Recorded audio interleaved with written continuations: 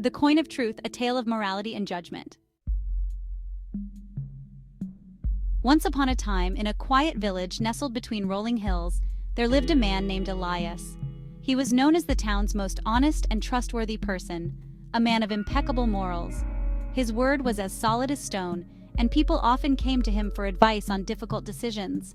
Yet, Elias carried a secret, one that had haunted him for years. Elias lived alone in a small cottage at the edge of the village.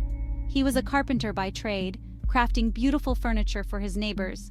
His work was highly valued, and people respected him for the integrity with which he treated each piece, ensuring every detail was perfect. One evening, as Elias was closing up his workshop, an old man appeared at his door. The man was draped in a dark cloak, his face wrinkled with age but his eyes sharp and piercing. He handed Elias a small, weathered box and said, "This box holds something that will change your life, but be warned, opening it will come at a cost. You must decide if you truly wish to know its contents." Elias, intrigued but cautious, accepted the box and placed it on his workbench. The old man disappeared into the night without another word. For days, Elias stared at the box. He couldn't shake the feeling that whatever was inside would reveal something he wasn't prepared to face. He asked himself, his curiosity gnawed at him, yet his sense of morality urged him to leave it untouched. One stormy night, unable to resist any longer, Elias opened the box. Inside was a single tarnished coin. It looked ancient, with strange symbols etched into its surface. As soon as Elias touched it, he felt a strange sensation wash over him, a mixture of warmth and fear. In that moment, a voice echoed in his mind. The next day, Elias walked through the village with the coin in his pocket. As he greeted the people he had known for years, he felt compelled to use it. Holding the coin in his hand, he watched in horror as the true nature of those around him began to unfold. The baker, a kind woman who always gave extra bread to the poor, was secretly hoarding gold from her workers. The village priest, known for his piety, was taking bribes to offer false confessions.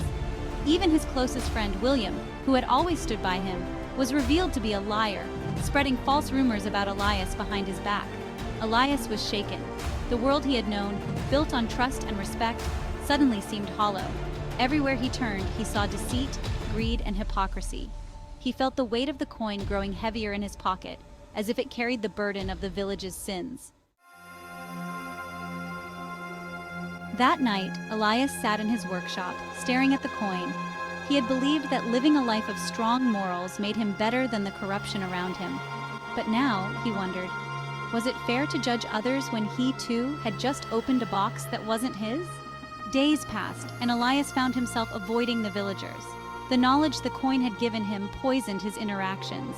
He no longer trusted anyone, and he began to question his own values. Had the coin revealed the truth, or had it twisted his perception?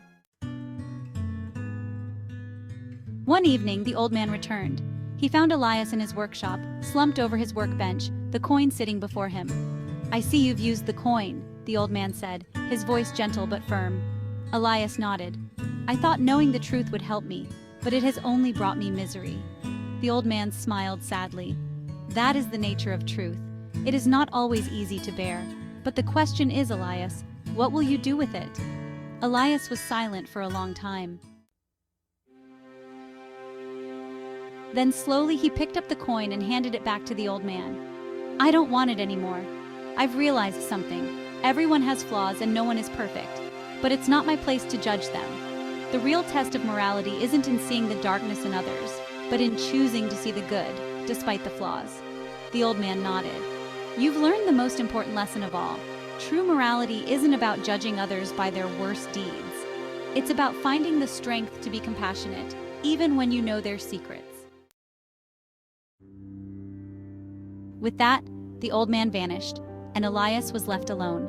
The village hadn't changed, but Elias had. He no longer saw the world in black and white, but in shades of gray. And from that day on, he chose to live with kindness, accepting the imperfections of others as he had learned to accept his own.